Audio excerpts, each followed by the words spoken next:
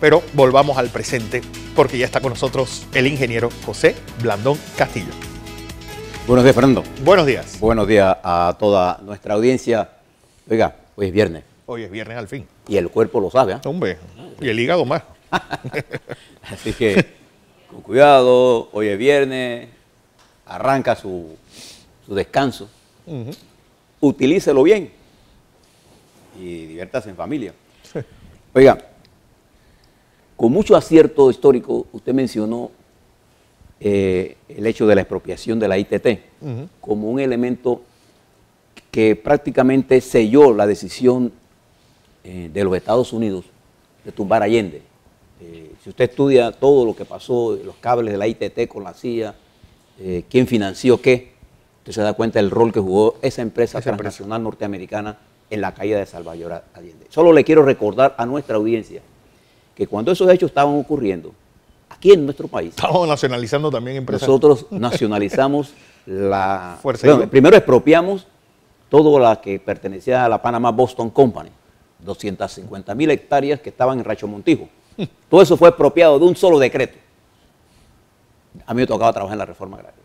Posteriormente nosotros nacionalizamos la Fuerza y Luz, que también era una compañía norteamericana que tenía centrado todos sus negocios aquí en la capital, y Panamá no tenía un sistema eléctrico. Ahí se desarrolla el plan de inversiones eléctricas como uno de los cambios más importantes en el gobierno del general Omar Torrijos. Y después nos metimos en la guerra del banano.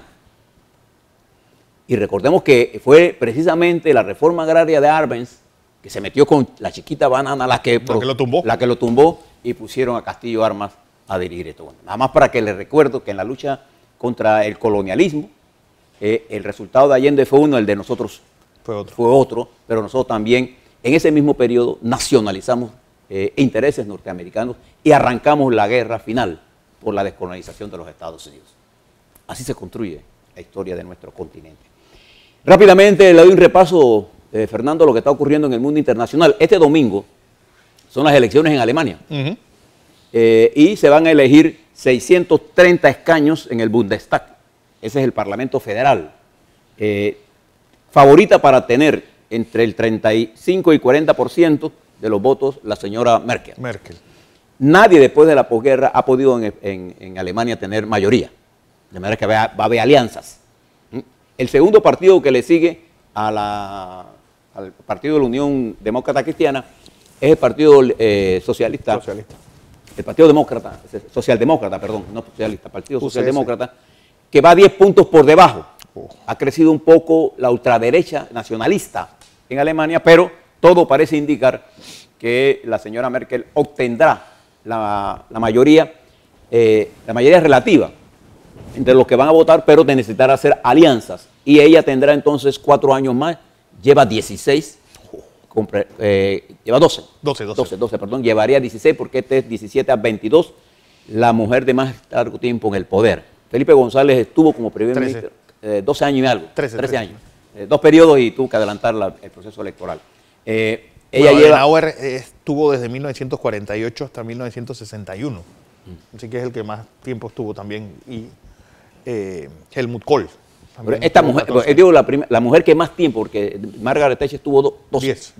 Bueno, y allá la supera Margaret Thatcher y va rumbo a mantener un récord de mayor permanencia. Una mujer de la calidad, ¿no? De esta dirigente, y creo que Alemania necesita. Eso va a ocurrir, nosotros le vamos a dar resultados porque por allá se encuentra Guillermo. Guillermo va a estar por aquí, va a estar... Debe estar contento porque ese es su partido, es su raíz. Su corazón está allí. Su corazón está en Alba. Y a pesar de que yo no soy demócrata cristiano, ni Dios lo permite, ni está en mi mente, creo que le tengo una gran admiración a la señora Merkel. Sí. O sea, es una dirigente que merece respeto, independientemente de que pensemos igual o no a ella. También la confrontación entre Corea del Norte y los Estados Unidos, entre Trump y el amigo Kim Jong-un, se ha elevado a un nivel en que uno le dice a otro que va a liquidar su país, el otro dice que es un gángster. Frente a este tamaño de desacierto de lenguaje provocador, el mundo está llamando a que actuemos con cautela, bajen el tono, porque fíjese lo que acaba de pasar en Siria entre ayer y hoy.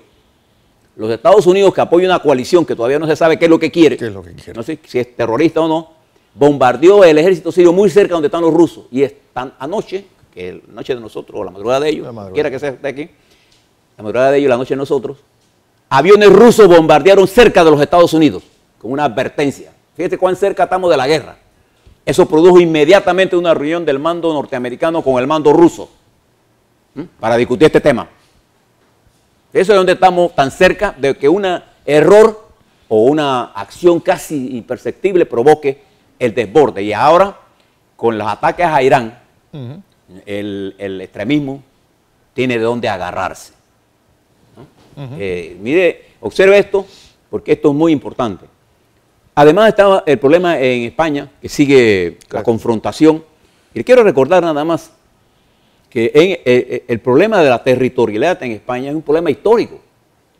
Pero se ha producido un desencuentro entre la actual dirección política de la España unitaria y la España regional, la España con sus aspiraciones a autonomía o de independencia. Recuerde que cuando la Segunda República, España había 4 problemas centrales. El problema de la presencia y poder de la Iglesia y el atraso rural. Los terratenientes. El urbanismo dio paso a una nueva concepción, el problema militar y el problema territorial. Los 3 primeros fueron resueltos por el extraordinario desarrollo que produjo el franquismo a raíz de la confrontación que se dio en la Segunda República, que eran las bases para esa transformación. La Iglesia ha perdido poder, el problema de la reforma agraria quedó resuelto, el problema del ejército, ya España estaba a punto de entrar en la OTAN, que le daba otras características. Franco logró desarrollar España para que España pudiera ser parte de la Unión Europea. Y al advenir de la democracia post-franquista, llegaron a acuerdos las fuerzas políticas y se le dieron autonomía.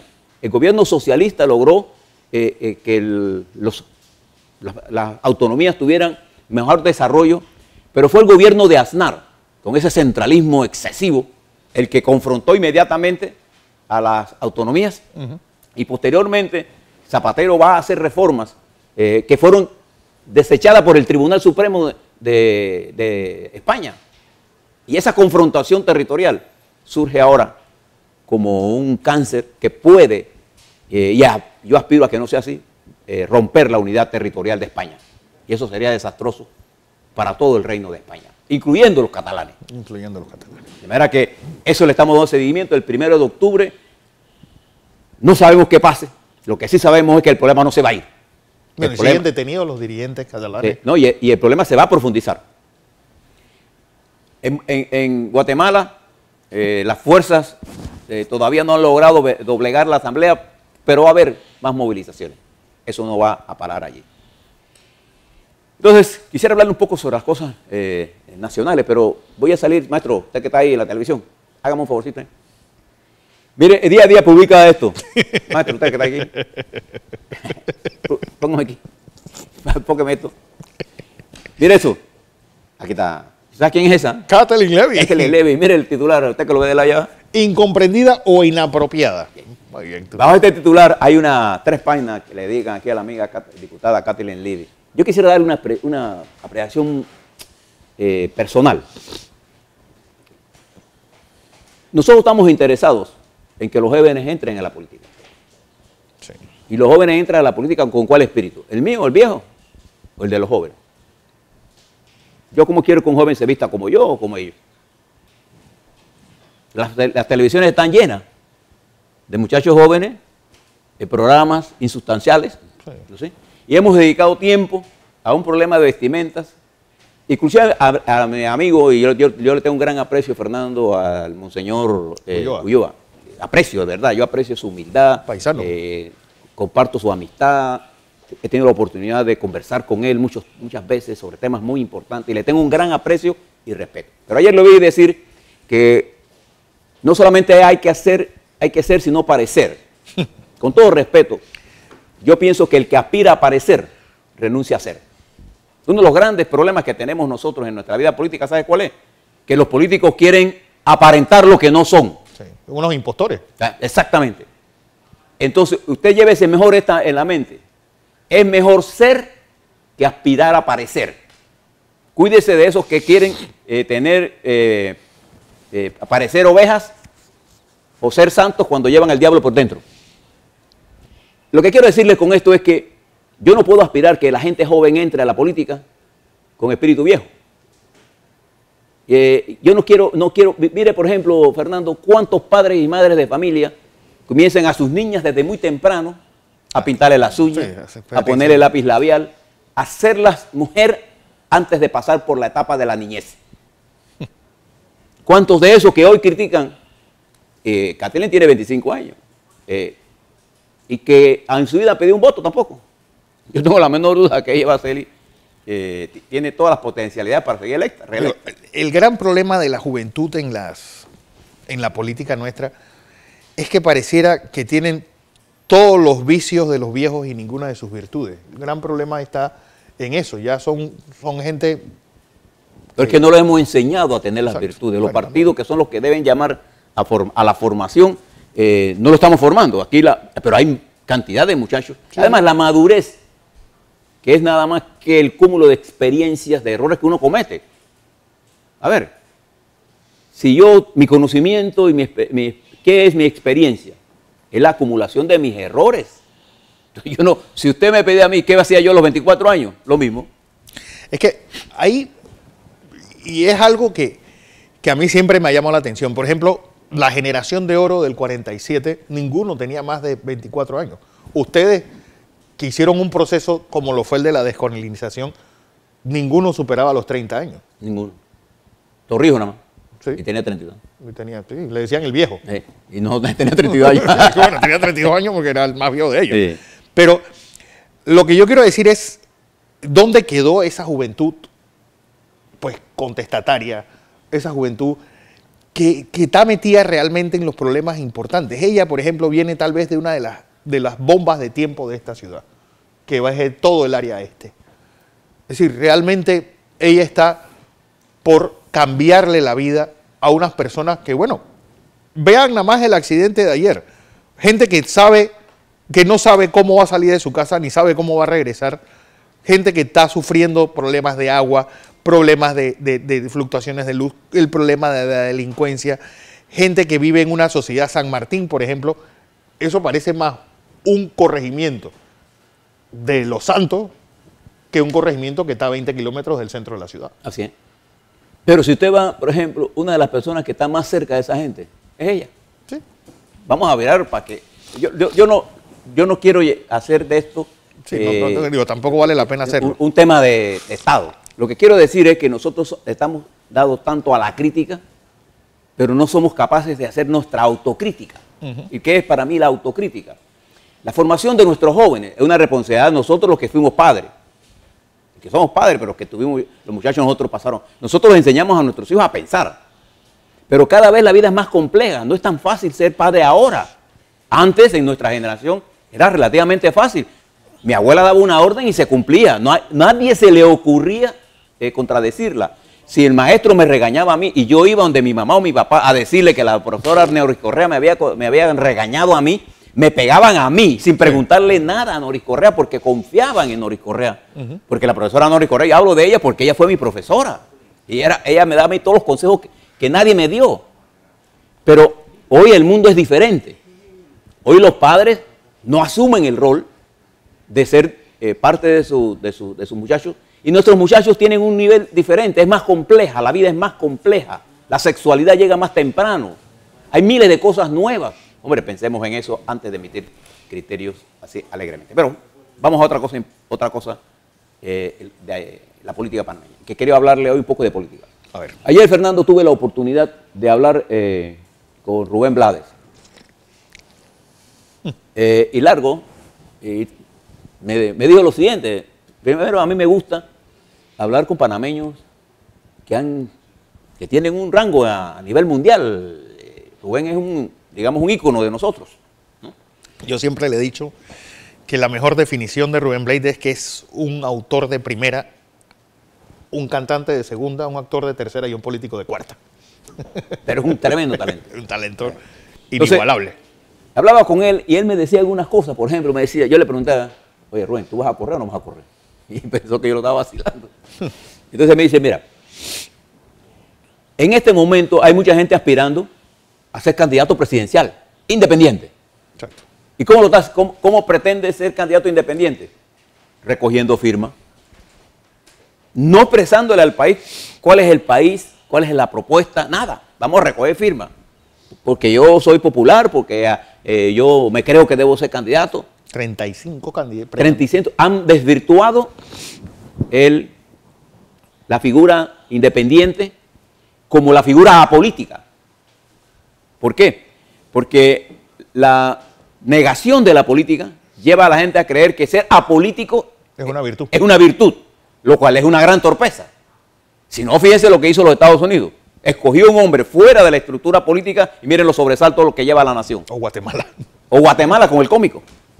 Entonces, en Francia, en los países más avanzados, la gente tiene que pasar por una escuela de formación administrativa para saber la administración del Estado es una responsabilidad que implica el conocimiento técnico de la administración del Estado. Usted no puede estar improvisando gente sobre la base de que yo soy independiente y apolítico. O como por ahí leí un artículo hoy de nuestro amigo Eisman, llamando a la destrucción de la Corte Suprema de Justicia y que el legado que le vamos a dar es tumbar la Corte Suprema de Justicia. Eres masoquista, hombre. Eso no está en sintonía con lo que está pasando en el país. Yo no veo que nadie le va, salvo yo que lo leí, muy pocas lo van a leer. Ni menos entender. Pero eso expresa, ¿no? ¿Sí? Una forma de gente que habla de política sin saber de política.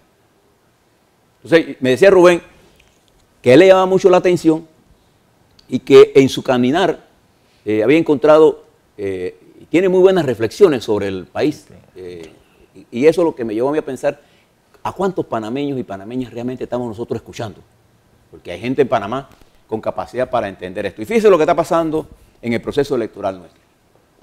En la ausencia de una reforma constitucional que prometió el gobierno del presidente Varela como parte de su campaña, el partido arrancando de que este país va a tener una nueva constitución. Nosotros vamos a entrar al proceso electoral del 2019 en pocos meses, con una estructura constitucional que favorece el caciquismo regional. Regional y nacional, porque aquí nosotros escogemos un rey. Sí, regional porque la ciudad, los circuitos son regiones. Son feudales. ¿Qué quiere decir esto? Que la mayoría de los diputados que están en la actual asamblea se van a reelegir. Como yo calculo que entre el 60 y el 65% de esa masa electoral que está en la asamblea hoy se va a reelegir. No hay forma de competir con ellos en la estructura circuital como está concebida en la Constitución. Igual, un número plural de representantes y de alcaldes se van a reelegir. No hay forma de competir. Le doy algunos ejemplos. En Bocas del Toro, ¿quién le gana a Vinicius? Se corre para Nadie. O sea, yo puedo mencionar los circuitos donde se van a reelegir. Tito Afú, la señora Yaminel Ábrego en Capira. ¿Quién le gana? Entonces, hay una estructura que va a permitir la reelección de un grupo plural. Entonces, ¿qué es lo que nosotros debemos exigir para las elecciones del 2019? Una reforma constitucional que modernice al Estado panameño en materia legislativa, en materia judicial y en materia social y económica. Sin que caiga esto, porque cada vez que hablamos de reformas constitucionales en América Latina, las convertimos en un libro de leyes tan complejo, porque lo que es una reforma constitucional, ¿qué es la Constitución de la República la Constitución de una nación?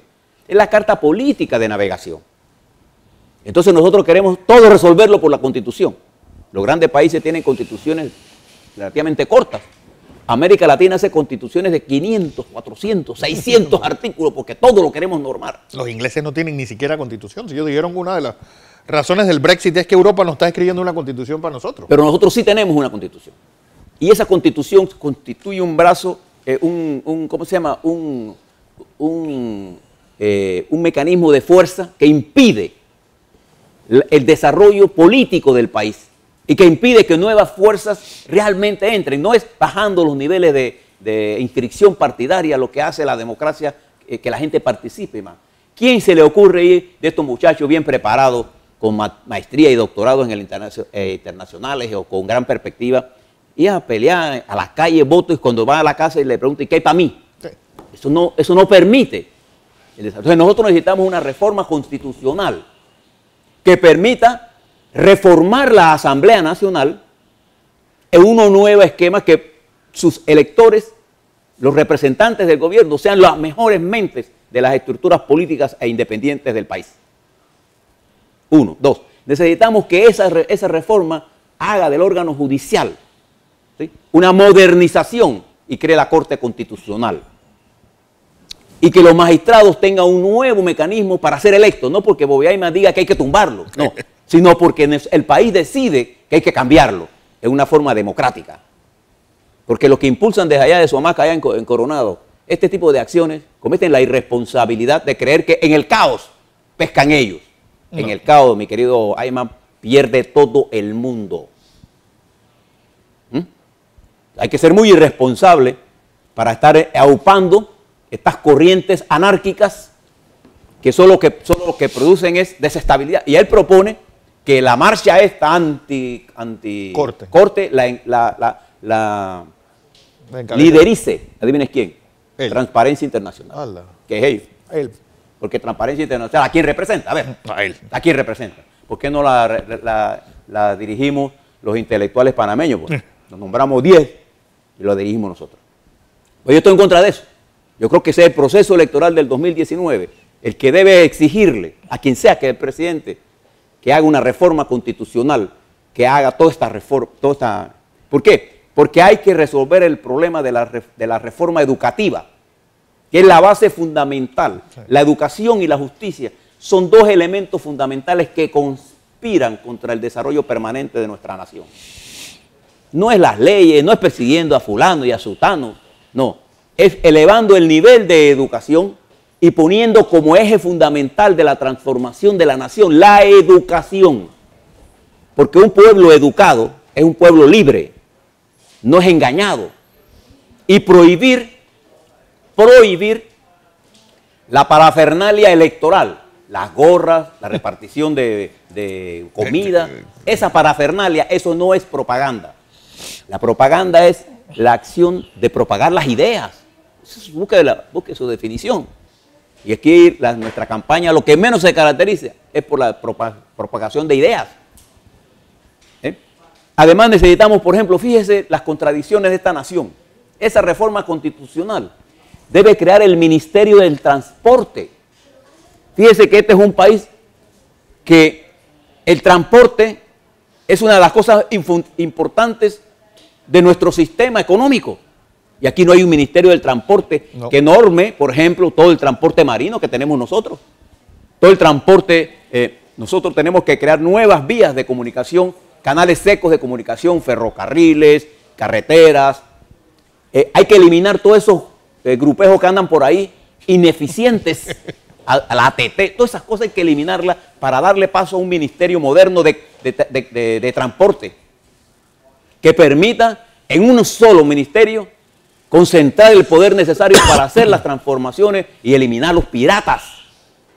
La legalidad no puede coexistir con la ilegalidad. Entonces necesitamos esa reforma para modernizar el transporte. El problema de la seguridad, el modelo que utilizamos post-invasión para los organismos de seguridad ya murió. Ese poder que ha absorbido el Consejo de Seguridad, que ha suplantado la estructura política del país, hay que quitárselo de las manos. Hay que eliminar el Consejo de Seguridad para darle a todo caso a la inteligencia panameña capacidad para ver las cosas estratégicas y hacerlos responsables judicialmente cuando violan la ley. ¿Pero qué se ha convertido el Consejo de Seguridad en nosotros?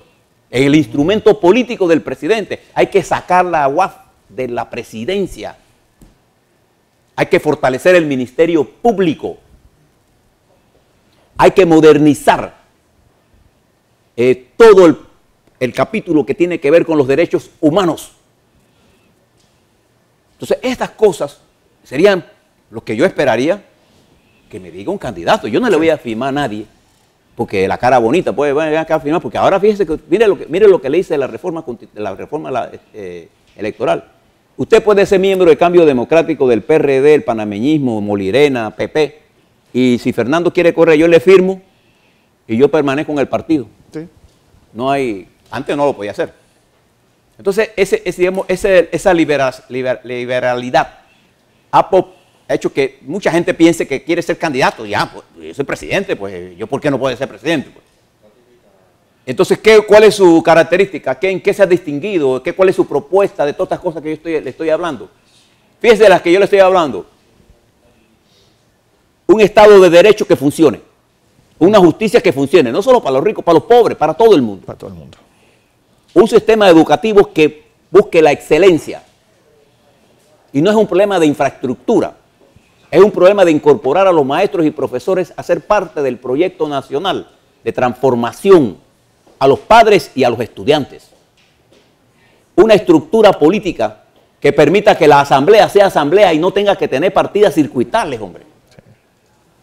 Una reforma constitucional que permita el fortalecimiento del gobierno local, base fundamental del desarrollo de una democracia. Es un avance que dicho Varela, pero en el marco de una constitución deformada y unos representantes de corregimientos deformados por el ejercicio mucho tiempo en el poder.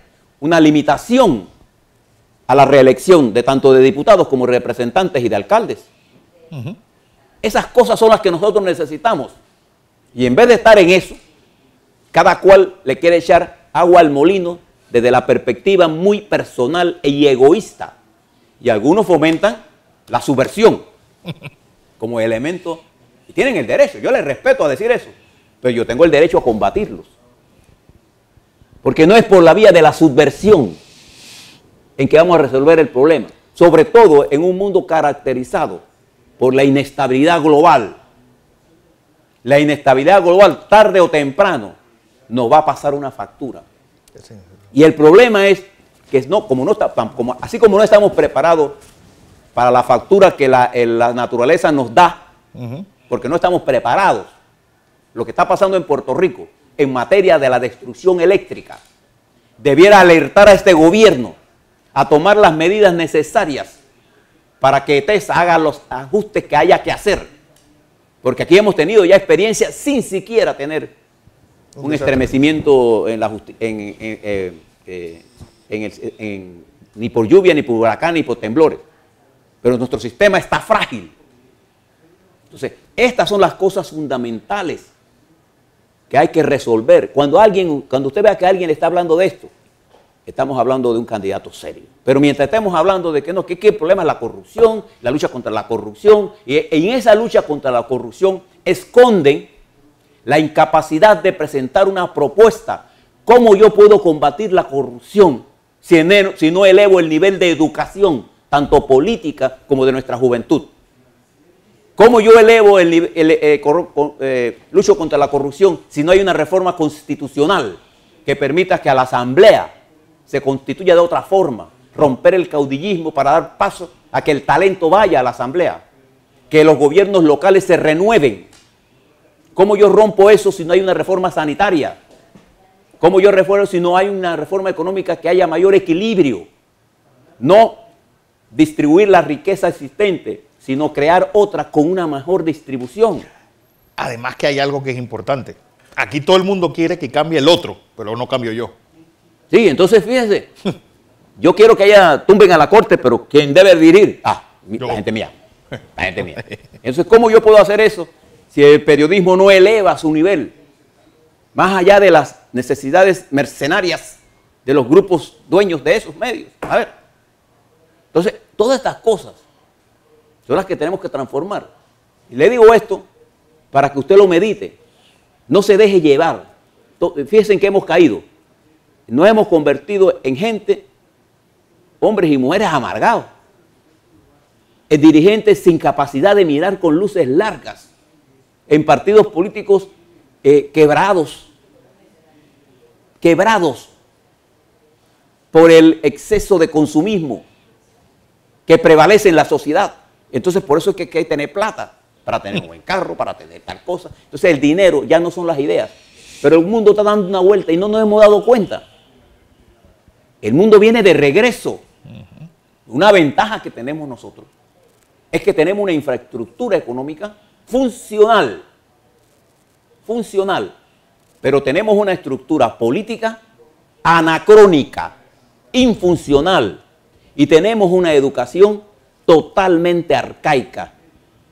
No le estemos pidiendo peras al olmo, no les pedimos a los jóvenes cosas que nosotros no les hemos enseñado. No estemos culpando de esto a Martinelli. Culpemos de esto a nosotros. Y yo hago un llamado a la juventud para que participe en la política. Y esta estigmatización de la juventud que estamos haciendo, de que si piensan o no, hacen. Hombre, el gran movimiento que se formó, Fernando, y termino con esto, en la lucha en Vietnam, contra la guerra en Vietnam, la dirigieron los jóvenes. La dirigieron con cualquier vestimenta. Porque el problema no es cómo usted viste, el problema es cómo usted piensa. Eso es lo importante.